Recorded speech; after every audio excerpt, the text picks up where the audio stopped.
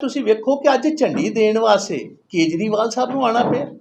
ਪਹਿਲੇ 5 ਸਾਲ ਜ਼ਿਆਦਤੀਆਂ ਵੀ ਤੁਸੀਂ ਕੀਤੀਆਂ, ਰੋਕਿਆ ਵੀ ਤੁਸੀਂ, ਤੇ ਕੀ ਗੱਲ ਭਗਵੰਤ ਮਾਨ ਜੀ ਜਿਹੜੇ ਨੇ ਝੰਡੀ ਦੇਣ ਦੇ ਕਾਬਿਲ ਵੀ ਨਹੀਂ ਨੇ। कि अगर किसी दी आवाज नूं दबाउणा है, अगर किसी दी आवाज नूं रोकना है,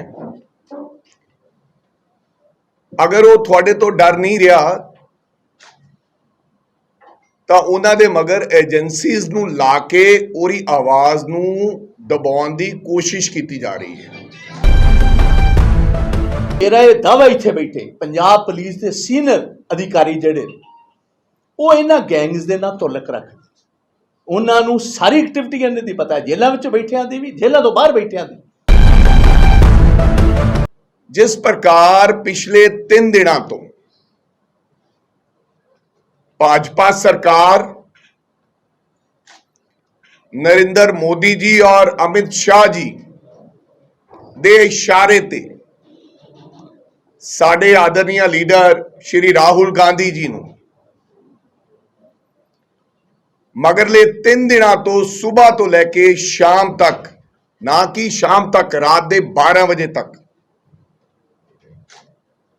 पुछगिछ की जा रही है। ਤਾਂ 5 ਸਾਲ ਜੇ ਪੰਜਾਬ ਦੀਆਂ ਬੱਸਾਂ ਉੱਥੇ ਐਂਟਰ ਨਹੀਂ ਹੋਈਆਂ ਤੇ ਕਿੰਨੇ ਨਹੀਂ ਹੋਣ ਦਿੱਤੀਆਂ ਅਰਵਿੰਦ ਕੇਜਰੀਵਾਲ। ਅਸੀਂ ਤਾਂ ਕਹਿੰਦੇ ਹਾਂ, ਹਾਲਾਂਕਿ ਕਾਂਗਰਸ ਪਾਰਟੀ ਦਾ ਚੁਣਾਵ ਲੜਿਆ ਸੀ ਸਿੱਧੂ ਮੂਸੇਵਾਲਾ, ਸਾਡੀ ਪਾਰਟੀ ਦਾ ਮੈਂਬਰ ਸੀ, ਉਹਨਾਂ ਦੀ ਮਾਤਾ ਜੀ ਸਰਪੰਚ ਸਨ। ਨੁਕਸਾਨ ਹੋਣ ਤੋਂ ਬਾਅਦ ਤਾਂ ਸਾਰੀ ਦੁਨੀਆ ਹੀ ਰੋਕ ਲੈਂਦੀ। ਜਿਨ੍ਹਾਂ ਨੂੰ ਇਹ ਜਿਹੜੀ ਐਂਟੀ ਗੈਂਗਸਟਰ ਇਹਨਾਂ ਨੇ ਸਕੁਆਡ ਬਣਾਇਆ, ਮੈਨੂੰ ਇੱਕ ਅਜੇ ਤੱਕ ਉਪਲਬਧੀ ਤਾਂ ਦੱਸੋ ਪਿਛਲੇ 3 ਮਹੀਨਿਆਂ 'ਚ ਇਹਨਾਂ ਕੀਤਾ ਕੀ ਹੈ ਜੀ? और अज तो फिर मैं समझदा कि हद ही हो गई। जदों AICC कांग्रेस हैडक्वार्टर दे अंदर जाके दिल्ली पुलिस के कर्मचारियों वालों साडे लीडर साहबाना ते गेट धक्के मार के लाठी चार्ज किया गया और कांग्रेस दे दफ्तर दे अंदर दाखिल होके उन्हां कमरियां दे विच पुलिस के लोग जाके बैठ गए। ये सरासर मैं समझदा है कि ज़ाती और जोर जुल्म की राजनीति चल रही है। किहदा सफाया कीता अजे तक मैनूं दसो तो सही। जे सफाया होया साडे एक नौजवान आए कौन दा होया, किहदा सफाया कीता अजे तक फड़िया किनू ने? दसो तो सही, किनू फड़ के लिआंदा, किहदा सफाया कीता अरविंद केजरीवाल जी ने? जिस तरह अकाल तख्त जथेदार साहब का एक कहना कि सिख नौजवानों को मॉडर्न हथियारों की लोड़ है, हालांकि मैं उन्हों का सत्कार करदा है, इहो जिहियां गल्लां करनियां और बंदी ਸਿੰਘਾਂ ਦੇ नाम ते वोट मंगण वाली गल करनी और पंजाब दा या दबा दी जाती है। इस तरह ही अज भाजपा की सरकार जिहड़ी है सारिया डेमोक्रेटिक ते सैकुलर फोर्सिस देश दियां जिहड़ियां ने उन्हां दी आवाज़ दबाना चाहती।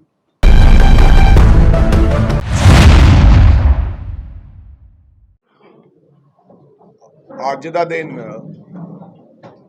जिहड़ी प्रेस कॉन्फ्रेंस एमरजेंसी दे विच CLP लीडर साहब नूं ते मैनूं सदनी पई,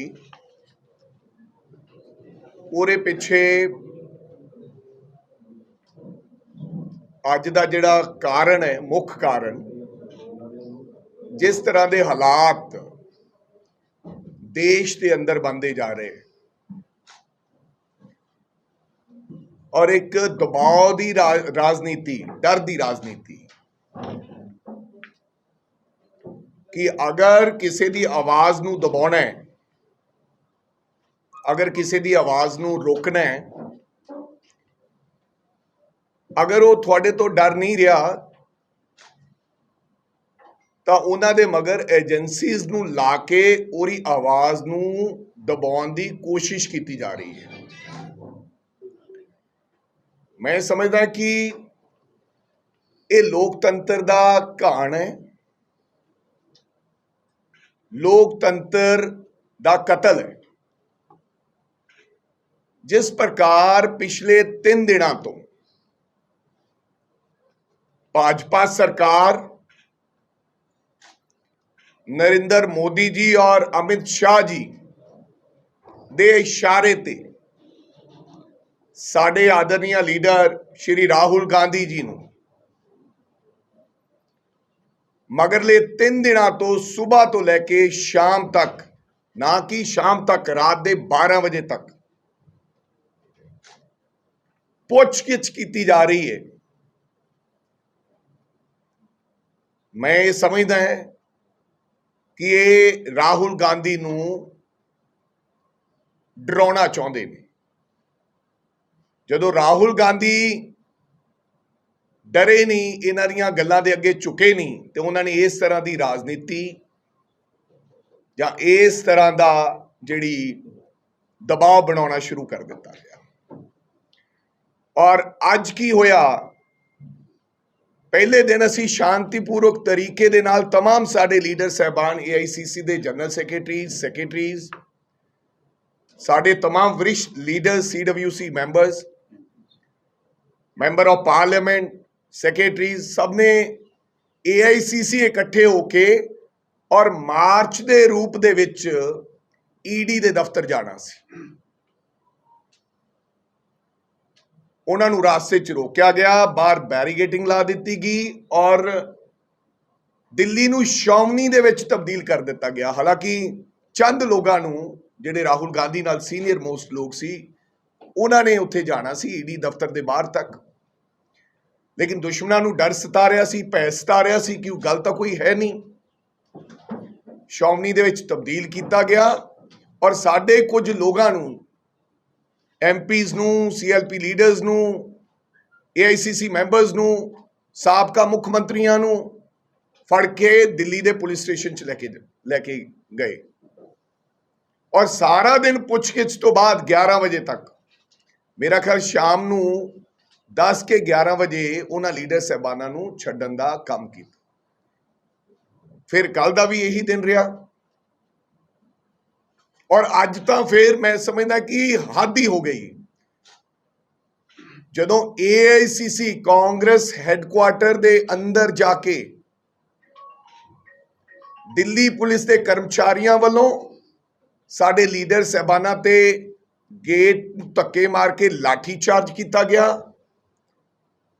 ਔਰ ਕਾਂਗਰਸ ਦੇ ਦਫ਼ਤਰ ਦੇ ਅੰਦਰ ਦਾਖਲ ਹੋ ਕੇ ਉਹਨਾਂ ਕਮਰਿਆਂ ਦੇ ਵਿੱਚ ਪੁਲਿਸ ਦੇ ਲੋਕ ਜਾ ਕੇ ਬੈਠ ਗਏ।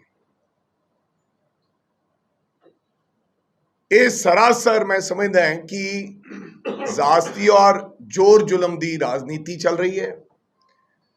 ਹਾਲਾਂਕਿ ਕਿਸੇ ਪ੍ਰਕਾਰ ਦੀ ਕੋਈ ਗੱਲ ਨਹੀਂ ਹੈ। ਰਾਹੁਲ ਗਾਂਧੀ ਪੂਰਾ ਸਹਿਯੋਗ ਦੇਣ ਲਈ ਤਿਆਰ ਨੇ। 3 ਦਿਨਾਂ ਤੋਂ ਲਗਾਤਾਰ ED ਪੁੱਛਗਿੱਛ ਕਰ ਰਹੀ ਹੈ ਔਰ ਰਾਤ ਦੇ 12 ਵਜੇ ਤੱਕ ਡੇਲੀ, ਕੱਲ ਵੀ 12 ਵਜੇ ਤੱਕ ਔਰ ਅੱਜ ਵੀ ਸਵੇਰ ਦੇ ਗਏ ਵੇ ਪੁੱਛਗਿੱਛ ਹੋ ਰਹੀ ਨੇ। ਸੋ ਇਸ ਤਰ੍ਹਾਂ ਕਰਨਾ ਮੈਂ ਸਮਝਦਾ ਹੈ ਕਿ ਬੇਹੱਦ ਮਾੜੀ ਗੱਲ ਹੈ। ਇਹ ਦੇਸ਼ ਅੱਜ ਦਾ ਦਿਨ ਕਾਲੇ ਅਕਸ਼ਰਾਂ 'ਚ ਲਿਖਿਆ ਜਾਏਗਾ। ਮਸਲਾ ਕੀ ਹੈ? ਇੱਕ ਨੈਸ਼ਨਲ ਹੈਰਾਲਡ ਜਿਹੜਾ ਨਿਊਜ਼ਪੇਪਰ ਹੈ, ਜਿਹੜਾ 1937 ਦੇ ਵਿੱਚ ਜਿਹਦੀ ਸ਼ੁਰੂਆਤ ਹੋਈ, ਇਹ ਅਖਬਾਰ ਕਾਂਗਰਸ ਪਾਰਟੀ ਨੇ ਚਲਾਇਆ। ਇਹ ਅੰਗਰੇਜ਼ਾਂ ਦੇ ਖਿਲਾਫ ਉਦੋਂ ਲੋਕਾਂ ਦੇ ਵਿੱਚ ਜਾਣ ਦਾ ਮਾਧਿਅਮ ਨਹੀਂ ਸੀ ਕੋਈ, ਨਾ ਹੀ ਤਾਂ ਸੋਸ਼ਲ ਮੀਡੀਆ ਸੀ, ਨਾ ਹੀ ਕੋਈ ਟੈਲੀਫੋਨ ਸੀ। ਇਹ ਅਖਬਾਰ ਅੰਗਰੇਜ਼ਾਂ ਦੇ ਖਿਲਾਫ ਜੋ ਉਹਨਾਂ ਦੀਆਂ ਨੀਤੀਆਂ ਸਨ ਜਾਂ ਸਾਡੀ ਲੜਾਈ ਸੀ, ਇਹ ਅਸੀਂ ਇਸ ਅਖਬਾਰ ਦੇ ਰਾਹੀਂ ਲੋਕਾਂ ਦੇ ਵਿੱਚ ਆਪਦੀ ਗੱਲ ਪਹੁੰਚਾਉਣ ਦਾ ਕੰਮ ਕਰਦੇ ਸੀ। ਨੈਸ਼ਨਲ ਲੈਵਲ ਦਾ ਇਹ ਅਖਬਾਰ ਸੀ ਔਰ ਕੀ ਹੋਇਆ ਕਿ ਇਸ ਅਖਬਾਰ ਨੂੰ ਚਲਾਉਂਦੇ 2002 ਤੱਕ ਅਖਬਾਰ ਦੇ ਉੱਤੇ 90 ਕਰੋੜ ਰੁਪਏ ਦਾ ਕਰਜ਼ ਹੋ ਗਿਆ। ਉਹ ਕਰਜ਼ ਕਾਹਦਾ ਸੀ? ਉਹ ਜਾਂ ਤਾਂ ਉਹਨਾਂ ਸਾਥੀਆਂ ਦੀ, ਪੱਤਰਕਾਰ ਜਿਹੜੇ ਸਾਥੀ ਸੀ ਉਹਦੇ 'ਚ ਕੰਮ ਕਰਦੇ ਸੀ, ਉਹਨਾਂ ਦੀਆਂ ਤਨਖਾਹਾਂ ਦਾ ਕਰਜ਼ ਸੀ, ਜਾਂ ਉਹਨਾਂ ਦੀਆਂ VRS ਦੇਣੀਆਂ ਸਨ ਜਿਹੜੇ ਰਿਟਾਇਰ ਹੋ ਗਏ ਸਨ, ਜਿਨ੍ਹਾਂ ਨੇ ਦੇਸ਼ ਦੀ ਆਜ਼ਾਦੀ ਦੀ ਲੜਾਈ ਲੜਦਿਆਂ ਅਖਬਾਰ ਦੇ ਵਿੱਚ ਕੰਮ ਕੀਤਾ, ਉਹਨਾਂ ਦਾ ਮਿਹਨਤਾਨਾ ਸੀ, ਜਾਂ ਫਿਰ ਗਵਰਨਮੈਂਟ ਦੀਆਂ ਜਿਹੜੇ ਕੋਈ ਲੀਜ਼ ਮਨੀ ਸੀ ਜਾਂ ਬਿੱਲ ਦੇਣੇ ਸੀ, ਇਹ ਉਹ तमाम 90 ਕਰੋੜ ਰੁਪਇਆ ਜਿਹੜਾ ਅਖਬਾਰ ਦੇ ਉੱਪਰ ਕਰਜ਼ਾ ਹੋਇਆ। ਔਰ ਉਸ ਤੋਂ ਬਾਅਦ ਕਾਂਗਰਸ ਕਮੇਟੀ ਨੇ, ਭਾਰਤੀ ਰਾਸ਼ਟਰੀ ਕਾਂਗਰਸ ਨੇ 2002 ਤੋਂ ਲੈ ਕੇ 2011 ਤੱਕ ਇਹ ਜਿਹੜਾ ਕਰਜ਼ ਹੈ ਇਹਨੂੰ ਚੁਕਾਉਣ ਦਾ ਕੰਮ ਕੀਤਾ, ਔਰ ਜਿਹਦੇ ਵਿੱਚੋਂ 67 ਕਰੋੜ ਰੁਪਇਆ, 90 ਕਰੋੜ ਚੋਂ 67 ਕਰੋੜ ਰੁਪਇਆ ਤਕਰੀਬਨ ਪੱਤਰਕਾਰਾਂ ਸਾਥੀਆਂ ਦੀਆਂ ਤਨਖਾਹਾਂ ਤੇ VRS ਸੀ, ਤੇ ਜਿਹੜਾ ਦੂਜਾ ਪੈਸਾ ਸੀ ਬੰਦਾ ਬਕਾਇਆ, ਉਹ ਸਰਕਾਰੀ ਅਦਾਰਿਆਂ ਦੇ ਵਿੱਚ ਗਵਰਨਮੈਂਟ ਦੀ ਲੀਜ਼ ਮਨੀ, ਬਿਜਲੀ ਦੇ ਬਿੱਲ, ਪਾਣੀ ਦੇ ਬਿੱਲ, ਇਹਨਾਂ ਦੇ ਵਿੱਚ ਚਲਾ ਗਿਆ। ਫਿਰ ਯੰਗ ਇੰਡੀਆ ਨਾਮ ਦੀ ਜਿਹੜੀ ਨਾਨ ਪ੍ਰੋਫਿਟੇਬਲ ਕੰਪਨੀ ਸੀ, ਉਹਨਾਂ ਨੇ 50 ਲੱਖ ਰੁਪਏ ਦਾ ਇੱਕ ਹੋਰ ਕਰਜ਼ ਐਸੋਸੀਏਟਡ ਜਰਨਲ ਨੂੰ ਦਿੱਤਾ, ਨੈਸ਼ਨਲ ਹੈਰਾਲਡ ਕੰਪਨੀ ਨੂੰ ਦਿੱਤਾ, ਜਿਹੜੀ ਕਿ ਨਾਨ ਪ੍ਰੋਫਿਟੇਬਲ ਕੰਪਨੀ ਸੀ। ਜਿਹੜੇ ਉਹਦੇ ਟਰਸਟੀ ਹੈ, ਨਾ ਤਾਂ ਉਹਦੀ ਕੋਈ ਕਮਾਈ ਲੈ ਸਕਦੇ ਆ, ਨਾ ਕੋਈ ਤਨਖਾਹ ਲੈ ਸਕਦੇ। ਸੋ ਇਹ ਸਾਰੇ ਘਟਨਾਕ੍ਰਮ ਦੇ ਵਿੱਚ ਨਾ ਤਾਂ ਕਿਤੇ ਮਨੀ ਲਾਂਡਰਿੰਗ ਹੋਈ। ਮਨੀ ਲਾਂਡਰਿੰਗ ਈਡੀ ਦਾ ਮਤਲਬ ਹੈ ਕਿ ਅਗਰ ਕਿਸੇ ਨੇ ਆਪਦਾ ਕਾਲਾ ਧਨ ਨੂੰ ਵਾਈਟ ਦੇ ਵਿੱਚ ਤਬਦੀਲ ਕੀਤਾ, ਜਾਂ ਕੋਈ ਪੈਸਾ ਕਿੱਥੋਂ ਲੈ ਕੇ ਆਈ ਤੇ ਕਿੱਥੇ ਲਾਤਾ, ਇਹ ਤਾਂ ਕੋਈ ਮਤਲਬ ਹੀ ਨਹੀਂ ਬਣਦਾ। ਔਰ ਇਹ ਸਾਰੇ ਦਾ ਸਾਰਾ ਮਸਲਾ ਆਲਰੇਡੀ ਕੋਰਟ ਦੇ ਵਿੱਚ ਹੈ। ਇਹ ਜਾਣ ਬੁੱਝ ਕੇ, ਇਹਦੇ ਵਿੱਚ ਕਿਸੇ ਮਨੀ ਲਾਂਡਰਿੰਗ ਨਹੀਂ ਹੋਈ, ਇਹ ਜਾਣ ਬੁੱਝ ਕੇ ਦਬਾਅ ਦੀ ਰਾਜਨੀਤੀ, ਗੰਦਾ ਕਰਨ ਦੀ ਰਾਜਨੀਤੀ। ਅੱਜ ਕੱਲ੍ਹ ਇਹ ਦੇਸ਼ ਦੇ ਵਿੱਚ ਇਹ ਨਵਾਂ ਕੰਮ ਚੱਲ ਪਿਆ ਕਿ ਅਗਰ ਕਿਸੇ ਦੀ ਆਵਾਜ਼ ਨੂੰ ਦਬਾਉਣਾ ਚਾਹੁੰਦੇ ਹੋ ਤਾਂ ਉਹਦੇ ਖਿਲਾਫ ਏਜੰਸੀਜ਼ ਨੂੰ ਮਗਰ ਪਾ ਦਿੱਤਾ ਜਾਵੇ, ਤਾਂ ਜੋ ਡਰਦਾ ਮਾਰਾ ਜਾਂ ਤਾਂ ਬੋਲੇ ਨਾ, ਤੇ ਜਾਂ ਉਹ ਸਾਡੇ ਨਾਲ ਆ ਜਾਏ। ਸੋ ਇਸ ਤਰ੍ਹਾਂ ਦੀ ਰਾਜਨੀਤੀ ਕਦੇ ਪਹਿਲਾਂ ਹੋਈ ਨਹੀਂ ਸੀ। ਅਸੀਂ ਇਹਦੀ ਪੁਰਜੋਰ ਨਿੰਦਾ ਕਰਦੇ ਹਾਂ। ਔਰ ਕੱਲ ਨੂੰ ਜਿਵੇਂ ਹੀ ਦਿੱਲੀ ਤੋਂ ਨਿਰਦੇਸ਼ ਆਉਣਗੇ, ਅਗਲੀ ਕਾਰਵਾਈ ਹੋਏਗੀ, ਕਿਉਂਕਿ ਪਹਿਲੇ ਦਿਨ ਅਸੀਂ ਈਡੀ ਦੇ ਬਾਹਰ, ਦਫ਼ਤਰ ਦੇ ਬਾਹਰ ਧਰਨਾ ਲਾਇਆ ਸੀ, ਔਰ ਅਸੀਂ ਇਹਦੀ ਅੰਤਿਮ ਸਮੇਂ ਤੱਕ ਇਹ ਕਾਂਗਰਸ ਪਾਰਟੀ ਲੜਾਈ ਲੜੇਗੀ। ਬਿਲਕੁਲ ਅਸੀਂ ਅੰਗਰੇਜ਼ਾਂ ਦੇ ਅੱਗੇ ਨਹੀਂ ਝੁਕੇ। ਕਾਂਗਰਸ ਪਾਰਟੀ ਦਾ ਜਿਹੜਾ ਇਹ ਖੂਨ ਹੈ, ਔਰ ਕਾਂਗਰਸ ਪਾਰਟੀ ਦੀ ਜਿਹੜੀ ਸਾਨੂੰ ਪ੍ਰੇਰਨਾ ਹੈ, ਉਹ ਇਹ ਹੈ ਕਿ ਅਸੀਂ ਕਿਸੇ ਦੇ ਅੱਗੇ ਝੁਕਣਾ ਨਹੀਂ ਹੈ। ਅਸੀਂ ਲੜਦੇ ਸ਼ਹੀਦ ਹੋਵਾਂਗੇ, ਲੇਕਿਨ ਕਿਸੇ ਡਰ ਔਰ ਕਿਸੇ ਈਡੀ ਔਰ ਕਿਸੇ ਭੈ ਦੇ ਅੱਗੇ ਝੁਕਾਂਗੇ ਨਹੀਂ। ਸੋ ਇਸ ਕਰਕੇ ਅੱਜ ਅਸੀਂ ਚਾਹੁੰਦੇ ਸਾਂ ਕਿ ਇਹ ਜਿਹੜੀ ਸਾਰੀ ਸੱਚਾਈ ਹੈ, ਇਹ ਅਸੀਂ ਲੋਕਾਂ ਦੇ ਤੱਕ ਪਹੁੰਚਾਈਏ। ਤੁਹਾਡੇ ਨਾਲ ਗੱਲਬਾਤ ਕੀਤੀ ਸੀ। ਹੁਣ ਮੈਂ ਸਾਡੇ ਬਹੁਤ ਹੀ ਸਤਿਕਾਰਯੋਗ ਲੀਡਰ, CLP ਦੇ ਲੀਡਰ ਪ੍ਰਤਾਪ ਸਿੰਘ ਬਾਜਵਾ ਜੀ ਨੂੰ ਬੇਨਤੀ ਕਰਾਂਗਾ ਕਿ ਉਹ ਵੀ ਤੁਹਾਡੇ ਸਨਮੁਖ ਇਸ ਮੁੱਦੇ ਤੇ ਆਪਦੀ ਗੱਲ ਰੱਖਣ। ਜਿਹੜਾ ਅੱਜ ਦਾ ਬਹੁਤ ਗੰਭੀਰ ਮਸਲਾ ਹੈ, ਸਾਰੇ ਦੇਸ਼ ਦੇ ਸਾਹਮਣੇ ਦਰਪੇਸ਼ ਜਿਹੜਾ, ਇਹ ਮੈਂ ਸਮਝਣਾ ਨਿਰਾ ਇੰਡੀਅਨ ਨੈਸ਼ਨਲ ਕਾਂਗਰਸ ਦਾ ਨਹੀਂ, ਇਹ ਸਾਰੀਆਂ ਹੀ ਜਿਹੜੀਆਂ ਸੈਕੂਲਰ ਤੇ ਡੈਮੋਕ੍ਰੈਟਿਕ ਜਮਾਤਾਂ ਨੇ, ਇਹ ਉਹਦਾ ਮਸਲਾ ਹੈ। ਸਾਨੂੰ ਐਂ ਲੱਗਣਾ ਸ਼ੁਰੂ ਹੋ ਗਿਆ ਕਿ ਹਿੰਦੁਸਤਾਨ ਅੱਜ ਕਲੋਜ਼ਲੀ ਪਾਕਿਸਤਾਨ ਨੂੰ ਫੋਲੋ ਕਰਨਾ ਸ਼ੁਰੂ ਕਰ। ਜਿਸ ਕਿਸਮ ਦੀ ਡਿਕਟੇਟਰਸ਼ਿਪ ਜਾਂ ਮਿਲਟਰੀ ਰਾਜ ਉੱਥੇ ਚੱਲ ਰਿਹਾ ਹੈ, ਤੇ ਪੋਲੀਟੀਕਲ ਜਮਾਤਾਂ ਦੀ ਆਵਾਜ਼ ਬਿਲਕੁਲ ਕੁਚਲ ਦਿੱਤੀ ਜਾਂਦੀ ਹੈ ਜਾਂ ਦਬਾ ਦਿੱਤੀ ਜਾਂਦੀ ਹੈ। ਇਸ ਤਰ੍ਹਾਂ ਹੀ ਅੱਜ ਭਾਜਪਾ ਦੀ ਸਰਕਾਰ ਜਿਹੜੀ ਹੈ, ਸਾਰੀਆਂ ਡੈਮੋਕ੍ਰੈਟਿਕ ਤੇ ਸੈਕੂਲਰ ਫੋਰਸਿਸ ਦੇਸ਼ ਦੀਆਂ ਜਿਹੜੀਆਂ ਨੇ, ਉਹਨਾਂ ਦੀ ਆਵਾਜ਼ ਦਬਾਉਣਾ ਚਾਹੁੰਦੀ। ਤਾਂ ਸਾਡੀ ਅਪੀਲ ਸਮੁੱਚੇ ਪੰਜਾਬੀਆਂ ਨੂੰ ਇਹੀ ਹੈ ਕਿ ਹਮੇਸ਼ਾ ਜਦੋਂ ਦੇਸ਼ ਦੇ ਖਿਲਾਫ ਇਸ ਕਿਸਮ ਦੀਆਂ ਤਾਕਤਾਂ ਨੇ ਸਿਰ ਚੁੱਕਿਆ, ਤੇ ਪੰਜਾਬ ਨੇ ਹਮੇਸ਼ਾ ਲੀਡ ਦਿੱਤੀ। ਜਦੋਂ ਅਸੀਂ ਦੇਸ਼ ਦੀ ਆਜ਼ਾਦੀ ਦੀ ਗੱਲ ਕਰਨੇ ਆ, ਉਸ ਟਾਈਮ ਵੀ ਸਾਰਿਆਂ ਨਾਲੋਂ ਵੱਧ, ਜੇ ਸਾਰਿਆਂ ਵੱਡੀ ਕੁਰਬਾਨੀਆਂ ਕਿਸੇ ਨੇ ਕੀਤੀਆਂ ਨੇ, ਭਾਵੇਂ ਕਾਲੇ ਪਾਣੀ ਜਾਣ ਦੀ ਗਿਣਤੀ ਕਰ ਲਈਏ, ਭਾਵੇਂ ਫਾਂਸੀ ਦੇ ਫੰਦੇ ਚੁੰਮ ਕੇ ਗਲੇ 'ਚ ਪਾਉਣ ਦੀ ਗੱਲ ਕਰ ਲਈਏ, ਉਹ ਵੀ ਪੰਜਾਬੀਆਂ ਨੇ ਕੀਤੀ। ਦੇਸ਼ ਦੀ ਰੱਖਿਆ ਵੀ ਜਦੋਂ ਵੱਖਵਾਦ ਸੀ, 15 ਸਾਲ ਦੀ ਇੱਥੇ ਮੂਵਮੈਂਟ ਚੱਲੀ, 35,000 ਤੋਂ ਵੱਧ ਪੰਜਾਬੀਆਂ ਨੇ ਸ਼ਹਾਦਤ ਦਿੱਤੀ, ਉਦੋਂ ਵੀ ਇੰਡੀਅਨ ਨੈਸ਼ਨਲ ਕਾਂਗਰਸ ਦੇ ਲੀਡਰਸ਼ਿਪ ਨੇ ਅੱਗੇ ਵੱਧ ਕੇ ਆਪਣੀਆਂ ਕੁਰਬਾਨੀਆਂ ਦੇ ਕੇ ਪੰਜਾਬ ਦੇ ਵਿੱਚ ਅਮਨ ਤੇ ਸ਼ਾਂਤੀ ਬਹਾਲ ਕੀਤੀ ਸੀ। ਮੈਂ ਸਮਝਦਾ ਇੱਕ ਬਹੁਤ ਵੱਡਾ ਚੈਲੰਜ ਹੈ।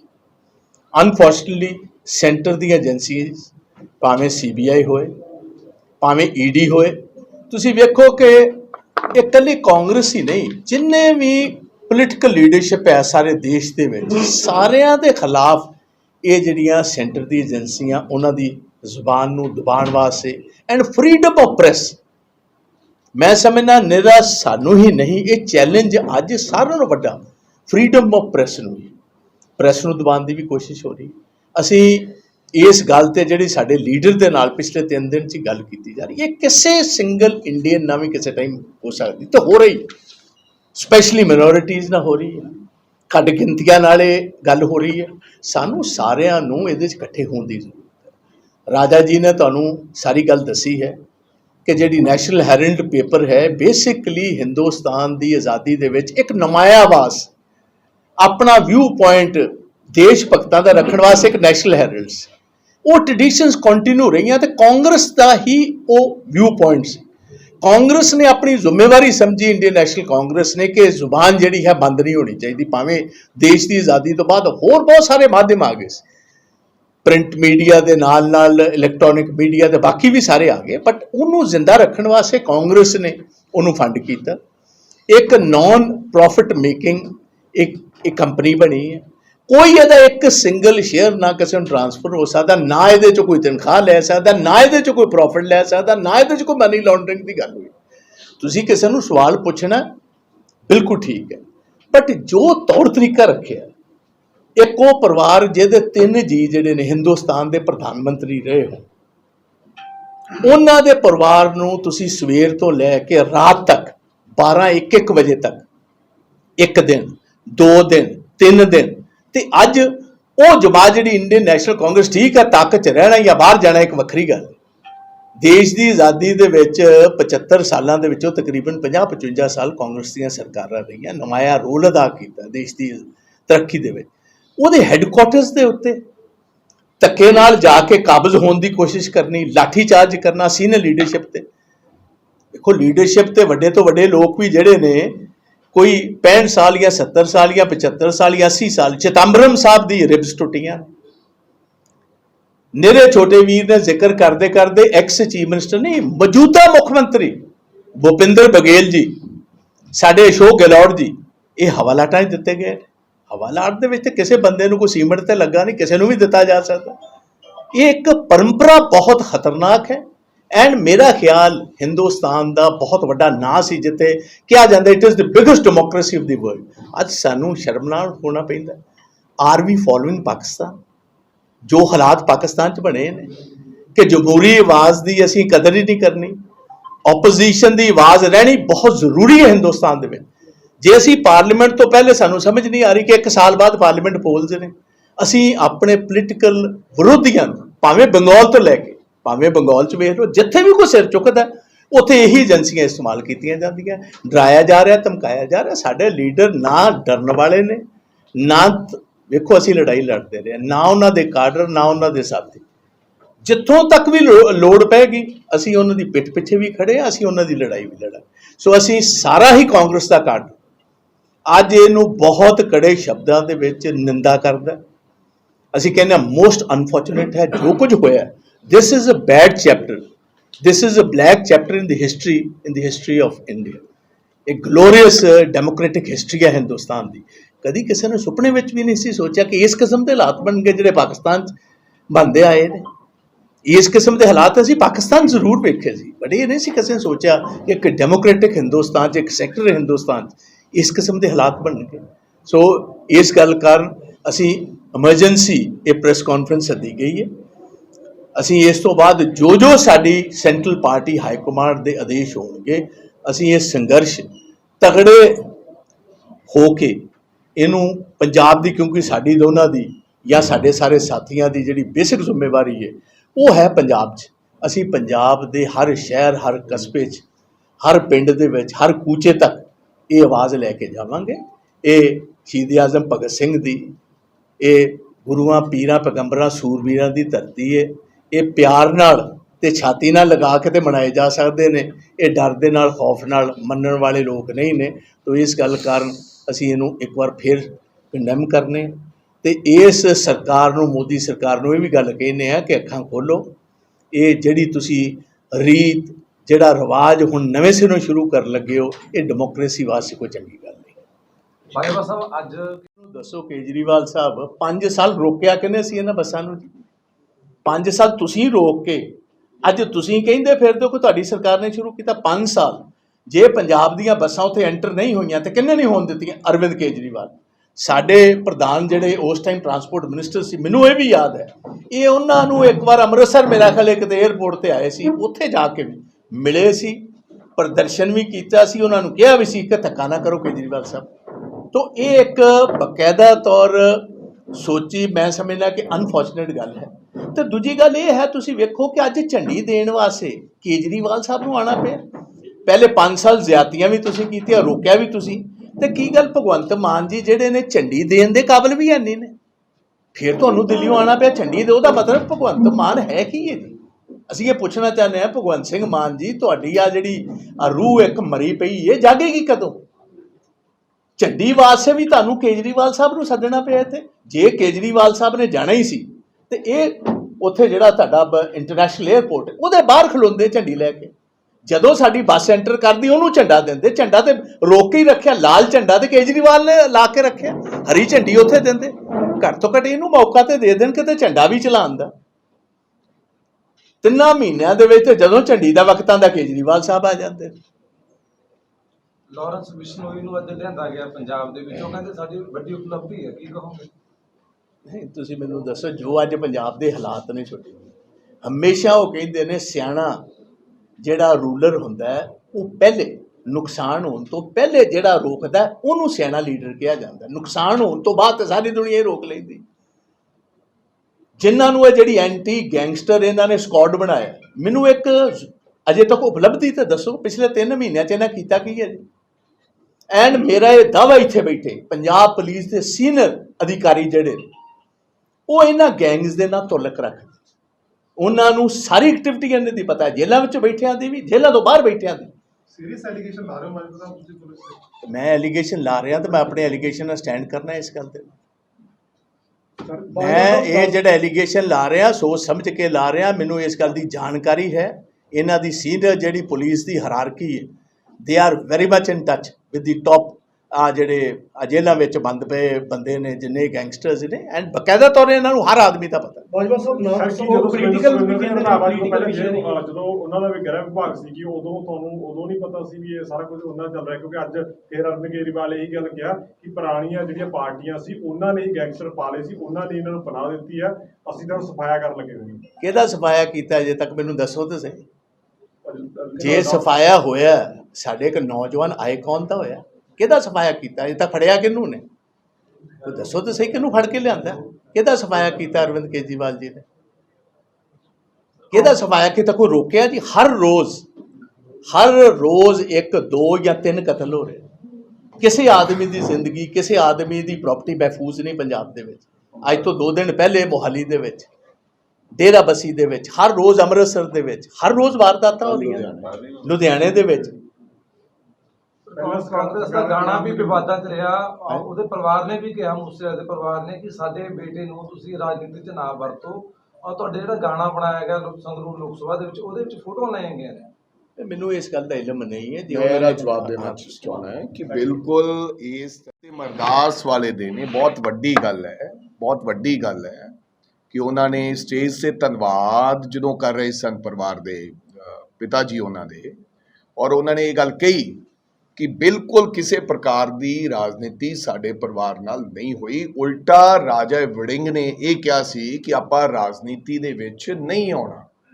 ਇਸ ਦੇ ਬਾਵਜੂਦ ਅਗਰ ਸਾਨੂੰ ਕੋਈ ਇਹ ਸਵਾਲ ਕਰੇ ਕਿ ਅਸੀਂ ਰਾਜਨੀਤੀ ਉਛਾਲ ਰਹੇ ਹਾਂ ਜਾਂ ਕੋਈ ਫਾਇਦਾ ਲੈ ਰਹੇ ਹਾਂ ਜਾਂ ਉਸ ਪਰਿਵਾਰ ਨਾਲ ਰਾਜਨੀਤੀ ਕਰ ਰਹੇ ਹਾਂ, ਇਹ ਬਿਲਕੁਲ ਮਾੜੀ ਗੱਲ ਹੈ। ਦੂਸਰੀ ਗੱਲ ਜਿਹੜੀ ਤੁਸੀਂ ਗਾਣੇ ਦੀ ਗੱਲ ਕਹੀ ਹੈ, ਗਾਣੇ ਦੇ ਵਿੱਚ ਕਿਤੇ ਵੀ ਸਿੱਧੂ ਮੂਸੇਵਾਲਾ ਸਾਹਿਬ ਦੇ ਨਾਮ ਦੇ ਨਾਲ ਕੋਈ ਵੋਟ ਮੰਗਣ ਦਾ ਕੰਮ, ਇਹ ਉਹ ਗਾਣਾ ਗੋਲਡੀ ਜਿਹੜਾ ਸਾਡਾ ਚੁਣਾਵ ਲੜ ਰਿਹਾ ਮੁੰਡਾ, ਉਹਨੇ ਆਪਦੇ ਤੇ ਗਾਣਾ ਜਿਹੜਾ ਬਣਾਇਆ ਹੈ, ਉਹਦੇ ਵਿੱਚ ਇੱਕ ਤਸਵੀਰ ਸਿੱਧੂ ਮੂਸੇਵਾਲਾ ਦੀ ਆਉਂਦੀ ਹੈ। ਬਿਲਕੁਲ ਉਹਨਾਂ ਹਾਲਾਤਾਂ ਦੀ ਵੀ ਇਸ ਤਰ੍ਹਾਂ ਦੇ ਹਾਲਾਤ ਹਨ ਪੰਜਾਬ 'ਚ। ਉਹਨਾਂ ਨੇ ਬਿਲਕੁਲ ਨਹੀਂ ਇਹ ਕਿਹਾ ਕਿ ਸਾਨੂੰ ਸਿੱਧੂ ਮੂਸੇਵਾਲਾ ਜੀ ਦੇ ਨਾਮ ਤੇ ਵੋਟ ਪਾਓ ਜਾਂ ਸਾਡੇ ਨਾਲ ਸੀ। ਔਰ ਅਸੀਂ ਵੀ ਜਦੋਂ ਆਪਦਾ ਭਾਸ਼ਣ ਦਿੰਨੇ ਹਾਂ ਉਹਦੇ ਵਿੱਚ ਇਹ ਗੱਲ ਰੱਖਦੇ ਹਾਂ ਕਿ ਇਸ ਤਰ੍ਹਾਂ ਦੇ ਹਾਲਾਤ, ਹੁਣ ਅੱਜ ਵੀ ਸਿੱਧੂ ਮੂਸੇਵਾਲਾ ਦੀ ਗੱਲ ਪ੍ਰਤਾਪ ਸਿੰਘ ਬਾਜਵਾ ਜੀ ਨੇ ਕਹੀ ਹੈ, ਇਹਦਾ ਮਤਲਬ ਇਹ ਨਹੀਂ ਹੈ ਕਿ ਅਸੀਂ ਕੋਈ ਰਾਜਨੀਤੀ ਕਰ ਰਹੇ ਹਾਂ। ਹਾਂ, ਇੱਕ ਨੌਜਵਾਨ ਸਾਥੀ ਚਲਾ ਗਿਆ, ਉਹਦੇ ਗੁਨੇਗਾਰ, ਉਹਦੇ ਕਾਤਲਾਂ ਨੂੰ ਫੜਾਉਣਾ ਜਾਂ ਪਰਿਵਾਰ ਨੂੰ ਇਨਸਾਫ ਦਿਵਾਉਣਾ ਜਾਂ ਵਾਰ-ਵਾਰ ਗੱਲ ਸਰਕਾਰ ਦੇ ਕੰਨਾਂ ਤੱਕ ਪਹੁੰਚਾਉਣੀ, ਅਗਰ ਇਹ ਰਾਜਨੀਤੀ ਹੈ ਤਾਂ ਅਸੀਂ ਕਰਦੇ ਰਵਾਂਗੇ। ਜਿੱਥੋਂ ਤੱਕ ਪਰਿਵਾਰ ਦਾ ਤਾਲੁਕਾਤ ਹੈ, ਅਸੀਂ ਨਹੀਂ, ਮੈਂ ਹੀ ਕੱਲ ਉਹ ਫੋਟੋਆਂ ਵੀ ਭੇਜੀਆਂ ਸੀ ਪਰਿਵਾਰ ਨੂੰ। ਕੁਝ ਰਾਜਸੀ ਪਾਰਟੀਆਂ ਦੇ ਆਗੂ ਸਹਿਬਾਨ ਆਪਦਾ ਲਾਹਾ ਲੈਣ ਲਈ, ਅਸੀਂ ਤਾਂ ਕਹਿੰਦੇ ਹਾਂ, ਹਾਲਾਂਕਿ ਕਾਂਗਰਸ ਪਾਰਟੀ ਦਾ ਚੁਣਾਵ ਲੜਿਆ ਸੀ ਸਿੱਧੂ ਮੂਸੇਵਾਲਾ, ਸਾਡੀ ਪਾਰਟੀ ਦਾ ਮੈਂਬਰ ਸੀ, ਉਹਨਾਂ ਦੀ ਮਾਤਾ ਜੀ ਸਰਪੰਚ ਸਨ, ਲੇਕਿਨ ਅੱਜ ਵੀ ਅਸੀਂ ਅਪੀਲ ਕਰਦੇ ਹਾਂ ਕਿ ਅਸੀਂ ਸਿੱਧੂ ਮੂਸੇਵਾਲਾ ਸਭ ਦਾ ਸਾਂਝਾ ਸੀ। ਉਹਦੇ ਜਾਣ ਤੋਂ ਬਾਅਦ ਉਹ ਪੂਰੇ ਦੇਸ਼ ਦੁਨੀਆ ਦੇ ਲੋਕਾਂ ਦਾ ਸਾਂਝਾ ਵਿਅਕਤੀ ਸੀ। ਅਸੀਂ ਉਹਦੇ ਨਾਮ ਤੇ ਬਿਲਕੁਲ ਕੋਈ ਨਾ ਵੋਟ ਮੰਗ ਰਹੇ ਹਾਂ, ਨਾ ਕਿਸੇ ਨੂੰ ਸਾਨੂੰ ਵੋਟ ਸਿੱਧੂ ਮੂਸੇਵਾਲਾ ਦੇ ਨਾਮ ਤੇ ਪਾਉਣੀ ਚਾਹੀਦੀ ਹੈ। ਪਰ ਹਾਂ, ਅੰਤਿਮ ਸਮੇਂ ਤੱਕ ਸਿੱਧੂ ਮੂਸੇਵਾਲਾ ਦੇ ਇਨਸਾਫ ਤੱਕ ਲੈਣ ਲਈ ਕਾਂਗਰਸ ਪਾਰਟੀ ਲੜਦੀ ਰਹੇਗੀ। ਇਹ ਆਵਾਜ਼ ਸਰਕਾਰ ਦੇ ਕੰਨਾਂ ਤੱਕ ਪਹੁੰਚਾਉਣੀ ਰਹੇਗੀ। ਭਾਈ ਦਿਲਾਵਰ ਸਿੰਘ ਦੀ ਫੋਟੋ ਲਗਾਈ ਗਈ ਹੈ ਜੀ ਅੰਮ੍ਰਿਤਸਰ ਦੇ ਵਿੱਚ, ਜਿਨ੍ਹਾਂ ਨੇ ਬੇਅੰਤ ਸਿੰਘ ਨੂੰ ਕਰਿਆ ਸੀ। ਕੇਂਦਰੀ ਸਿੱਖ ਅਜਾਇਬ ਘਰ 'ਚ ਫੋਟੋ ਲਗਾਈ ਗਈ ਹੈ, ਉਹਦੇ ਬਾਰੇ ਕੀ ਕਹੋਗੇ? ਮੈਂ ਇਸ ਪ੍ਰਕਾਰ ਤੇ ਕੋਈ ਟਿੱਪਣੀ ਨਹੀਂ ਕਰਨਾ ਚਾਹੁੰਦਾ, ਪਰ ਮੈਂ ਇਹ ਗੱਲ ਜ਼ਰੂਰ ਕਹਿਣਾ ਚਾਹੁੰਦਾ ਕਿ ਅੱਜ ਦੀਆਂ ਰਾਜਨੀਤਿਕ ਪਾਰਟੀਆਂ ਜਿਸ ਤਰ੍ਹਾਂ ਦੇ ਰੋਜ਼ਾਨਾ ਦੇ ਬਿਆਨ ਆਉਣੇ, ਜਿਸ ਤਰ੍ਹਾਂ ਅਕਾਲ ਤਖਤ ਜਥੇਦਾਰ ਸਾਹਿਬ ਦਾ ਇਹ ਕਹਿਣਾ ਕਿ ਸਿੱਖ ਨੌਜਵਾਨਾਂ ਨੂੰ ਮਾਡਰਨ ਹਥਿਆਰਾਂ ਦੀ ਲੋੜ ਹੈ, ਹਾਲਾਂਕਿ ਮੈਂ ਉਹਨਾਂ ਦਾ ਸਤਿਕਾਰ ਕਰਦਾ ਹਾਂ, ਇਹੋ ਜਿਹੀਆਂ ਗੱਲਾਂ ਕਰਨੀਆਂ ਔਰ ਬੰਦੀ ਸਿੰਘਾਂ ਦੇ ਨਾਮ ਤੇ ਵੋਟ ਮੰਗਣ ਵਾਲੀ ਗੱਲ ਕਰਨੀ ਔਰ ਪੰਜਾਬ ਦਾ ਮਾਹੌਲ ਖਰਾਬ ਕਰਨ ਦੀ ਕੋਸ਼ਿਸ਼ ਕਰਨੀ, ਮੈਂ ਇਹੀ ਬੇਨਤੀ ਕਰਨੀ ਚਾਹੁੰਦਾ ਹੈ ਕਿ ਪੰਜਾਬ ਨੇ ਬਹੁਤ ਸੰਤਾਪ ਹੋ ਗਿਆ ਹੈ, ਪੰਜਾਬ ਨੇ ਬੜੀ ਜੱਦੋਜਹਿਦ ਕੀਤੀ ਹੈ। ਮੈਂ ਬੇਨਤੀ ਕਰੂੰਗਾ ਇਹਨਾਂ ਪਾਰਟੀਆਂ ਦੇ ਆਗੂ ਸਾਹਿਬਾਨਾਂ ਨੂੰ, ਅਕਾਲ ਤਖਤ ਸਾਹਿਬ ਦੇ ਜਥੇਦਾਰ ਸਾਹਿਬ ਹੋਰਾਂ ਨੂੰ ਕਿ ਕਿਰਪਾ ਕਰਕੇ ਪੰਜਾਬ ਦੇ ਵਿੱਚ ਅਮਨ ਔਰ ਸ਼ਾਂਤੀ ਬਰਕਰਾਰ ਰੱਖਣੀ ਚਾਹੀਦੀ ਹੈ। ਸਾਡਾ ਪਹਿਲਾ ਏਜੰਡਾ ਇਹ ਹੈ, ਫਿਰ ਅਸੀਂ ਕਿਸੇ ਰਾਜਨੀਤਿਕ ਦਲ ਦੀ ਗੱਲ ਕਰੀਏ ਜਾਂ ਕਿਸੇ ਹੋਰ ਚੀਜ਼ ਦੀ।